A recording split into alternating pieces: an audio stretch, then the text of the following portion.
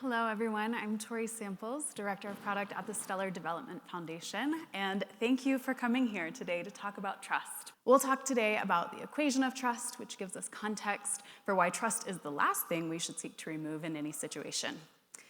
The dimensions of trust, which frame the ever-present frames of trust day to day, and a personal model of trust to help you understand how you and others react organically in situations that require trust. Then we'll shift gears, dive into Web3 and why trust models should be explicitly stated, and how to build an ecosystem of trust for developers, institutions, and real-world users. Throughout everything, you'll see how trust is an essential part of our humanity, and how models of trust get built into our technology, whether we acknowledge it or not. Syzygy. Let's start with the role of trust in being human. As a society, we are enamored with eliminating the need for trust. But what if going trustless is a mistake? We talk about trustlessness as if it's a good thing, but that's not how real life works. I trust everything in my life to get through the day. And that's what makes us human. We're not omniscient. We don't have complete or perfect knowledge. We can minimize the need for trust, but it never goes away. Beyond that not being how life works, it's a search for complete control, which will always remain outside of our grasp. We all know a child who opts out of a game when they realize they're going to lose. That's what happens when we try to eliminate the need for trust.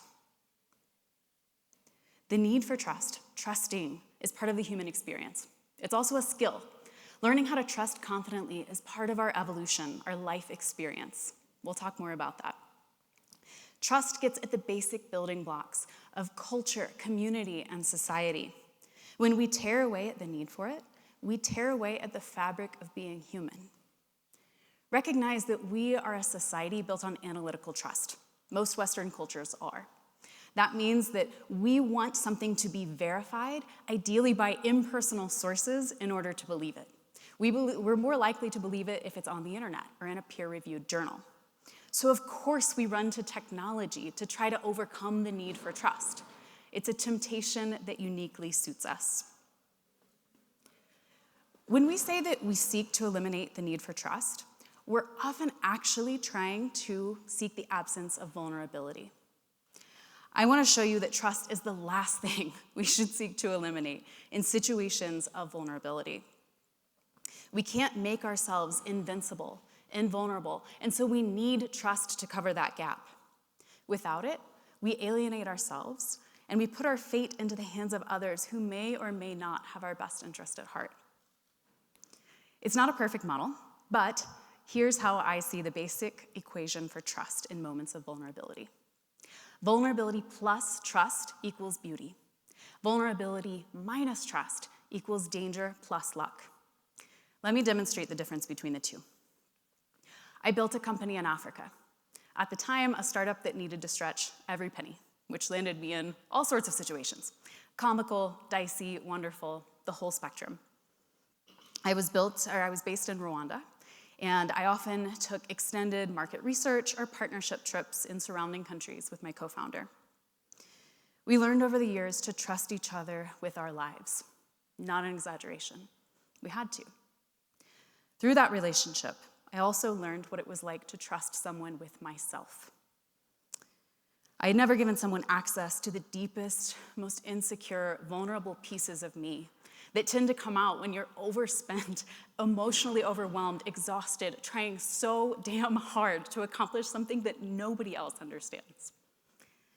To have those pieces of me accepted, seen, and seen as strengths reframed my view of myself.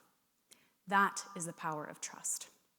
Now, giving access to yourself in that way comes with its own set of risks. In general, I wouldn't recommend it. But the power of that and the beauty of being so seen and held in that moment was undeniable. Now, on the other end of the spectrum, I've been in vulnerable situations without trust. What we colloquially frame as trust is often just throwing the dice and hoping that blind luck will turn in our favor. Twice, I've run away from people trusting that they wouldn't shoot me in the back.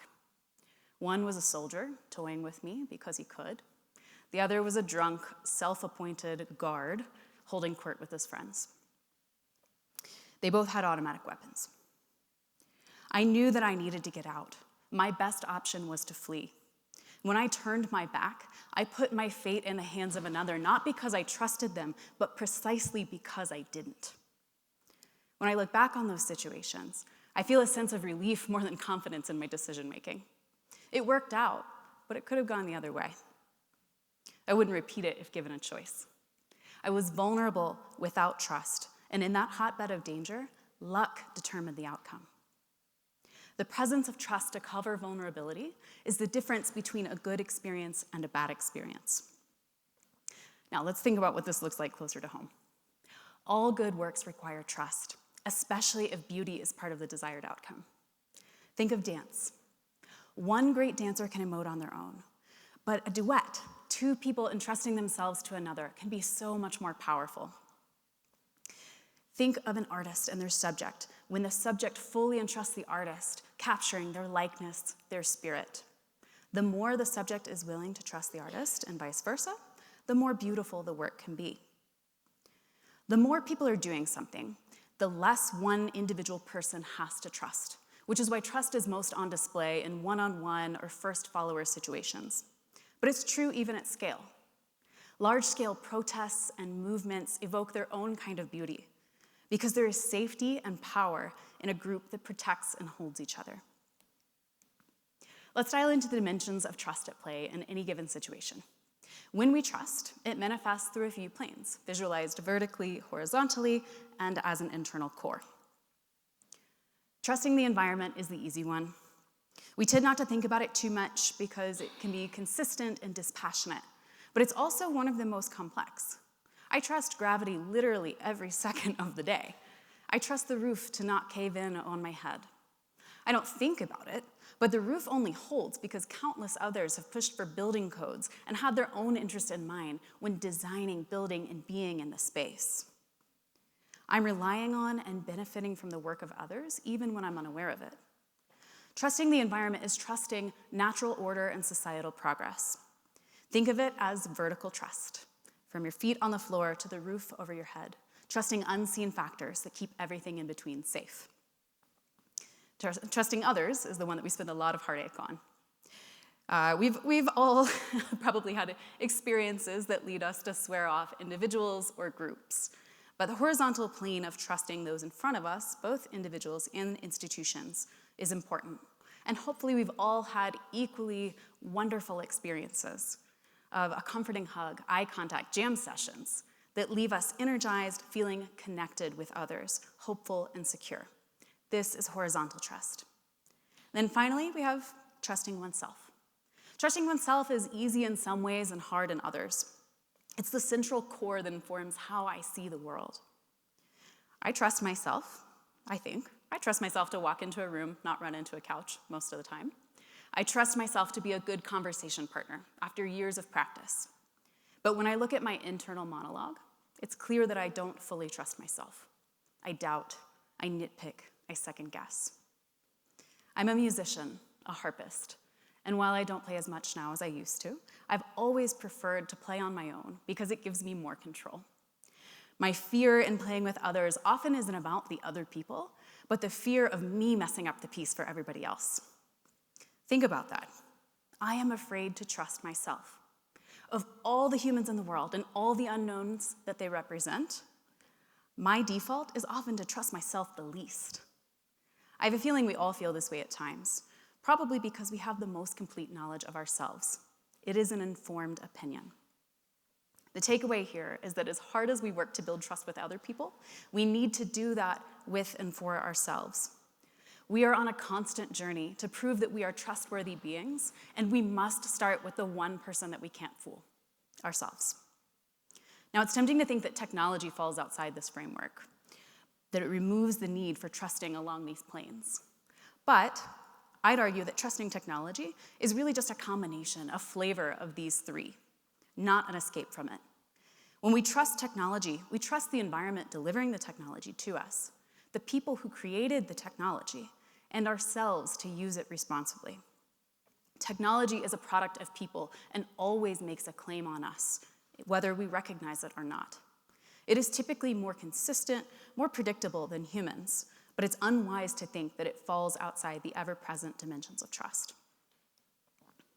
Now let's think about this on a personal level, particularly in regard to new ideas and people. I have here a graph that shows this on a personal level, how you typically trust when faced with new situations. On the x-axis, there's your trust in people from 0 to 1, and your y-axis is trust in new ideas. Now, most people might assume that crypto people are down here, skeptics. However, I think that they're actually up here. You have to have extremely high openness and trust in new ideas in order to embrace a technology like blockchain, even if it claims to be trustless. Over here, we have the artist, who are generally embracing and trusting of new ideas and people, which leads to creativity and generation. Maybe that's why there's such a natural intersection between the worlds of Web3 and art. Not that it's important, but I tend to fall down here. I'm more trusting of people than I am of new ideas. I see this in how I talk to people at parties, how much of myself that I reveal to others, and how I respond when treated or given new ideas, which is generally with skepticism. This absolutely impacts how I interact with products and how I build them for others. So the most important thing here is to know where you fall on this chart. The second most important thing is to know where the other people that you're interacting with fall as well. So how do we build connection with people who have a different model of trust than we do? How do we bridge the trust gap when the foundation for what is inherently trustworthy differs? Once you understand where they fall on this chart, I think that it boils down to basic product design, which is really just basic relationship building. Meet people where they are. Use language that is familiar to them. Appeal to their interests and gradually, iteratively move them closer to where you want them to be. I recently had a heated conversation with a Bitcoin maxi in the wild. In fact, he was the owner of a coffee shop where I was on vacation for a few days. And it was the best rated coffee anywhere near me. I walked in, happened to be a crypto cafe. So I naturally said, "What crypto do you accept as payment?" And he looked at me and he said, "Look around, sweetheart. What do you think?" Everything was Bitcoin branded. We proceeded to have a lovely conversation in which he yelled at me with plenty of expletives about Stellar and about how Bitcoin is the only thing that no one can take from you. I finally just looked at him and I said, "What made you this way?" And he looked me in the eyes and he said, "I'm from Argentina." Everything clicked. Enough said.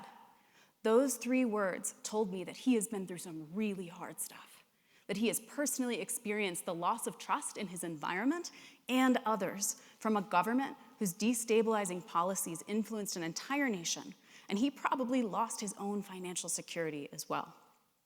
Now, the conversation to that point had told me that he is still privileged enough to leave his environment, and he has enough disposable income to smile and buy when Bitcoin tanks. But understanding him gave me new insight into him as a human being, his model of trust, and allowed me to approach the conversation in a new way. While it's an extreme example, it shows how understanding trust bridges gaps and builds empathy. So again, keep this model in mind for yourself and for others, especially if you're designing products for other people. Knowing their model of trust shows you where you have to work harder. It shows you where historical areas of pain can become areas of strength and beauty as people learn to trust what you've designed. Taking all of this into account, our goal then shouldn't be the elimination of trust, but rather the cultivation of trust, both for navigating new communities and building trusted networks over time. We need stability to teach us to breathe, to be at peace. And we need challenges to push us to grow. A toddler learns to walk by expanding their trust, first to the humans that hold their hands and hold them up, and then to themselves as they learn to confidently stand on their own 2 feet. Isn't that funny? We rely on others to teach us things before we can do the internal work of trusting ourselves. It's backwards from what we probably want.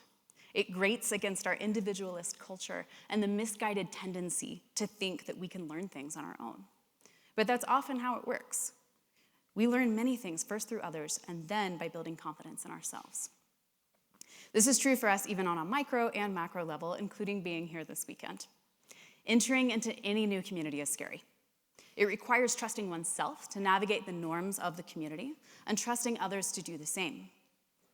In putting yourself out there this weekend, you are flexing your trust muscles. You are skill building. When we let this lapse and we don't practice, when we seek comfort over learning, we see societies fall apart. You are the counterculture this weekend. You are standing your ground and flexing your humanity through trial and error, vulnerability, and trust. And there is so much beauty in that process. So what does all this mean for Web3? How can we cultivate trust? First, drop the obsession with trustlessness. It's a false narrative. Yes, the technology changes the trust model, but in order to participate in a network, I still have to trust lots of variables, some of which are behind me. You will never completely eliminate the need for trust. Instead, move towards cultivated, confident trust.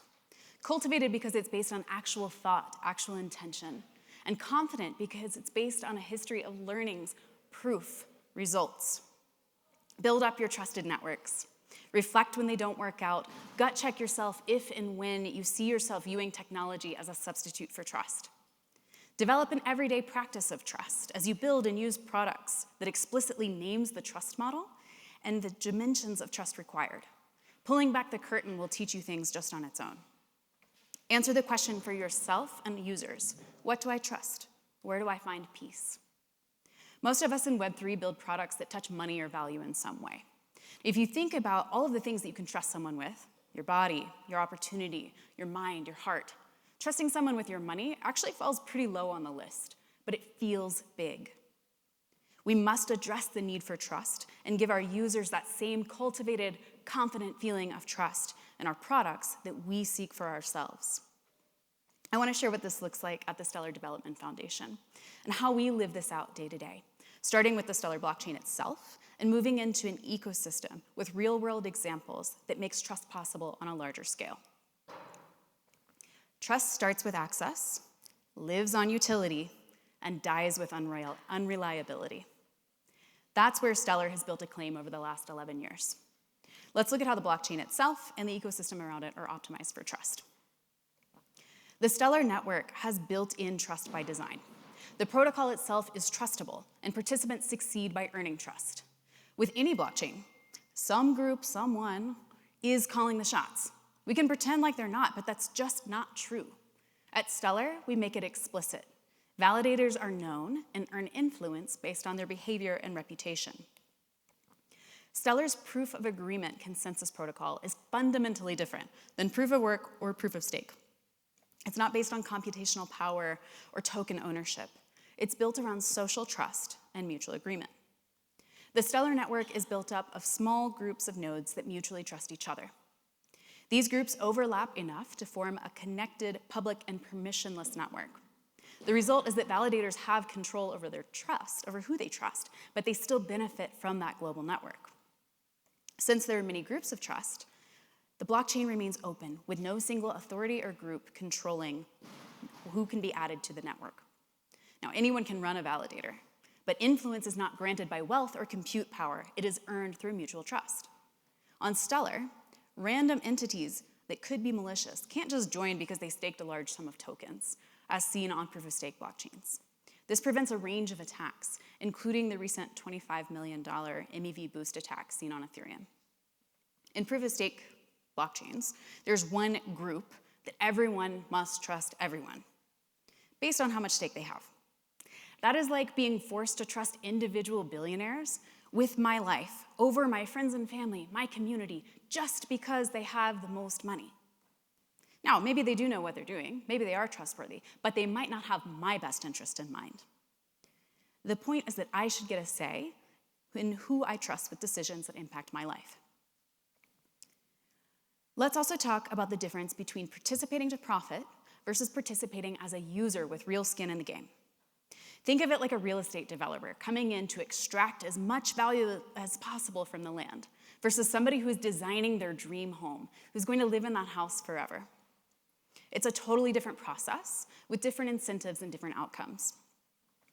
With most blockchains, Validators are run by mining organizations, infrastructure companies, organizations that are interested in profiting off crypto markets. The majority of them are not active users of the network themselves. Those are the real estate developers. These validators have the power to upgrade or change the network and are incentivized to keep the network as profitable as possible, not as effective or efficient as possible.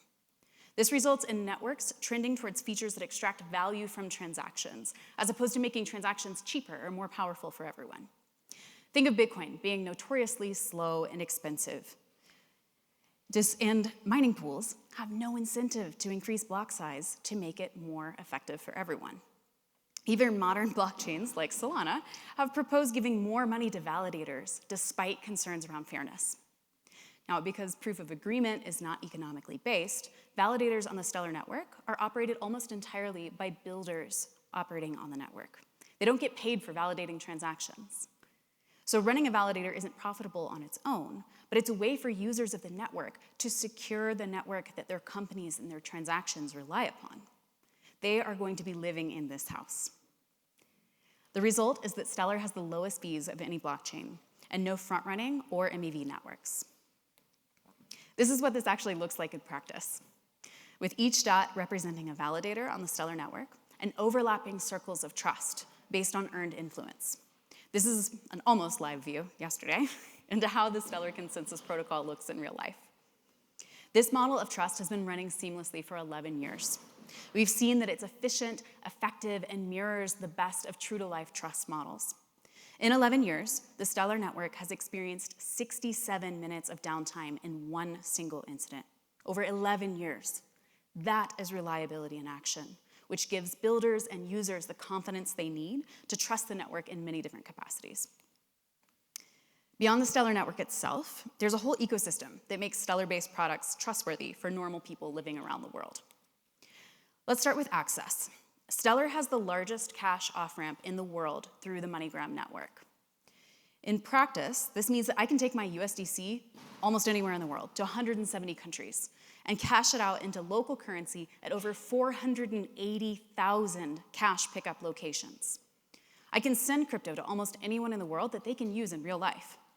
1.4 billion people globally still rely on cash and are often excluded from digital financial tools like blockchain and crypto. With Stellar wallets and MoneyGram ramps, even users without a bank account can access the digital economy by depositing and withdrawing through MoneyGram locations, wherever they are. This is how we bridge the physical and digital divide, by emphasizing accessibility. After access comes utility, which in our world means wallets. The Stellar ecosystem has lots of different wallets that are tailor-made for specific groups, interests, geographies. Whether it's an easy interest into global capital markets and yield pools, or a dollarized digital savings account, the Stellar ecosystem's got you covered. This is something I know well, because before joining SDF, I built a Stellar wallet in East Africa, first for refugees and migrants, and then for the general population. We were the first in the world to build a blockchain-based wallet for non-smartphones. And with this, people could stop carrying cash over borders for the first time in their lives, pay for things locally with mobile money, and send money to their loved ones in other countries without being price gouged or having to entrust their money to a random bus driver. I have personally experienced, from living in these places and talking to thousands of users over the years, how impactful a digital wallet can be. Financial health is overall wellness. And the less time somebody has to stress over their payments and their financial transactions, the more time they have to invest in their real life, their health, their wellness, their family, education. Another crucial building block of a trusted ecosystem is high-quality assets. Stellar is optimized for asset issuance and has been since inception. Anyone can easily issue assets on Stellar, including you and me, but the design of the network helps identify which assets are trustworthy. That's why organizations like Circle and PayPal issue stablecoins on Stellar, and why many of the world's global reserve currencies are represented on the network. We've had stablecoins on Stellar since long before the term was invented. And that's still where we see a lot of interest, both from individual consumers and from institutions coming on chain. Stellar gives people access to stable assets no matter where you are, or no matter who you are, or where you were born. This applies equally to people with high access to financial tools, which brings us into the world beyond payments and stable assets. Now, Stellar is relatively new in the DeFi world. We just launched our smart contracts platform last year, but we've already seen exponential growth and the floodgates of innovation opened to our ecosystem. I like to say that the Stellar ecosystem is where you can find competitive DeFi rates without the nonsense. You get all the benefits of a trusted network with the creativity and flexibility of DeFi. We have the primitives in place and are now starting to see a flywheel of DeFi innovation across derivatives, asset management, lending, and trading. The Beans wallet is a great example of this. As one of the older Stellar-based wallets, it's been offering payments and stable assets for years. But in integrating the Blend protocol this year, it now offers great rates for USDC and EURC that are typically much higher than what banks can do.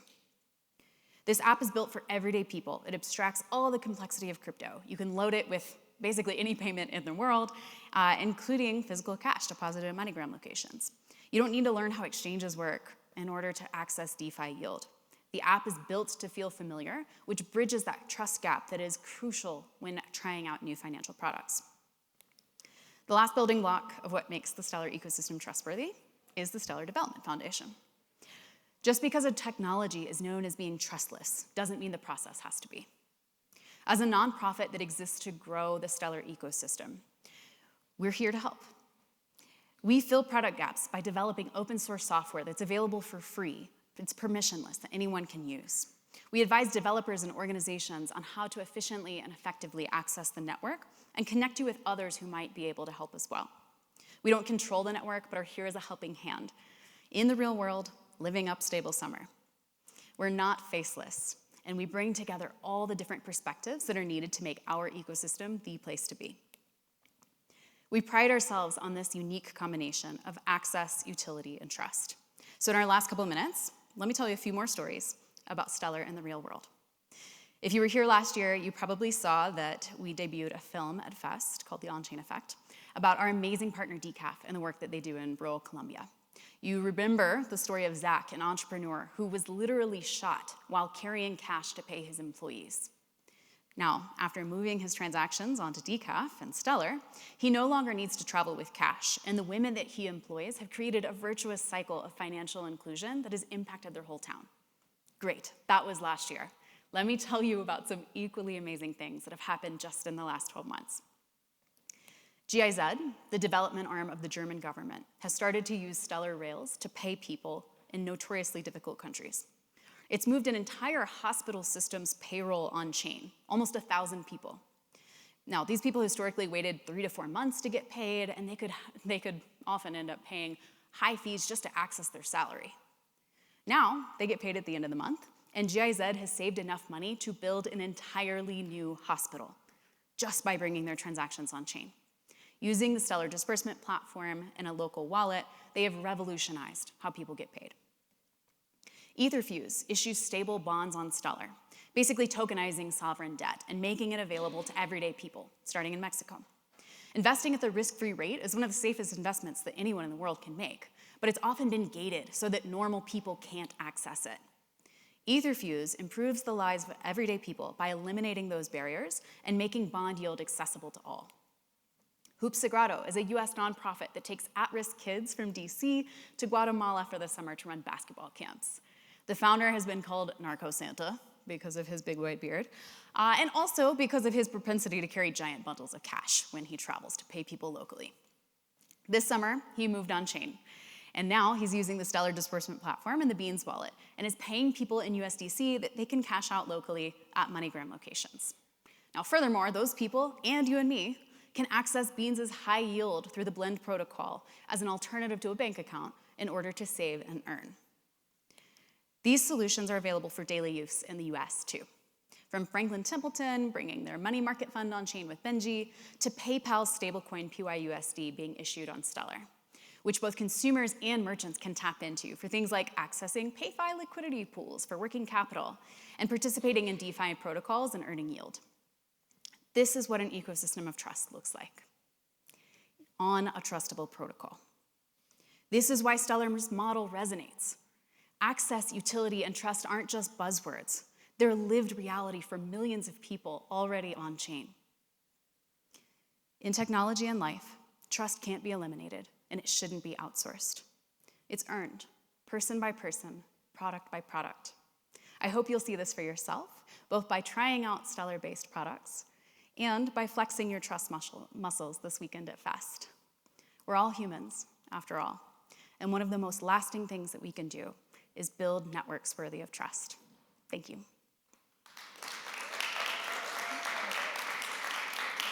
Also, if you're interested in continuing this conversation, come to the Stellar Trust Circle. We've got Anka Liu talking about localized trust just after this, and a whole host of programming, including yoga tomorrow morning, that's gonna be really great. So find us there. Thanks.